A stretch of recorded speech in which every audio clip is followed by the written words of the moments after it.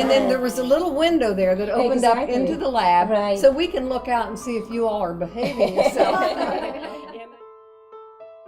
I remember as vividly as though it was yesterday, that 25 years ago, MarysCenter was in the basement, and Maria Gomez was just outstanding in being persistent. She used to push me all the time, and through OLA of Latino Affairs, I gave MarysCenter a grant of $250,000. And we found a basement, and then we went around begging for tables and chairs and examination tables, I guess, etc., and volunteers. And on my first day of arrival, it was raining terribly hard. A nurse came out, Margaret, and she sounded like this Marine. She said, "Are you here to volunteer?" And I smiled and I said, "Yes, ma'am." She handed me a bucket. The basement had flooded. So I grabbed my bucket and I started hauling water out. That was my introduction to MarysCenter, and I've been hooked ever since.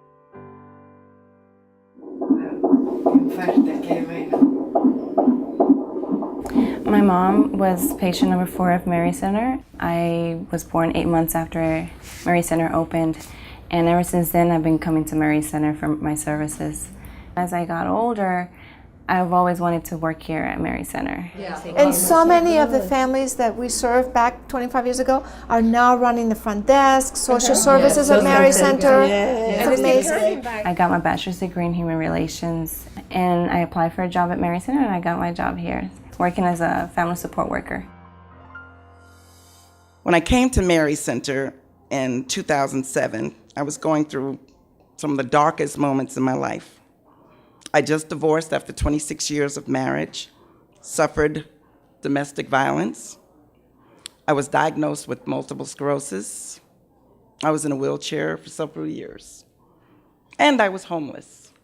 I lived in my automobile for 4 months. I desperately needed help.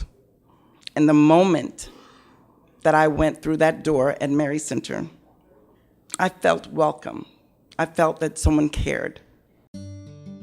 We're strong because all of those services that we use in our lives are interweaved with one another. And the beautiful part about MarysCenter is that's what we do. It's the holistic approach to healthcare. And what's nice about MarysCenter is it's right there in the community. So people can walk in, and it not only meets the healthcare needs of people in the community, but it also helps save money in the process, because if you didn't have a place like MarysCenter to go to, you'd probably end up in the emergency room. So I can't say enough that MarysCenter is able to provide better accessibility to vulnerable populations, which is directly correlated to those donors that have been helping us to expand our services in both Maryland and DC. So we started with how many? How many were there again? 8 to 10. 10 of us. 10 of us. 10 of us. Yeah. And now there's like 420. Wow. Can you imagine? Sonia was born 2 days ago, so this is her first pediatrician's visit. We really love the mission, and we're fortunate enough to be able to come here with insurance, and it's great that 2 other families without insurance are going to be able to be helped out as well. All kids need care. Your privately insured insurance dollars offset the cost of 2 underinsured. And that social responsibility to your community is wonderful, it's fulfilling, it's important, it's responsible. It makes a difference in your community.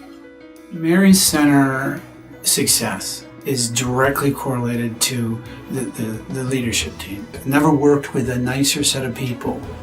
They really do make an effort to accomplish whatever task is given to them. Thank you so much for being the pioneer of that. You have no idea how much MarysCenter has helped me in my life.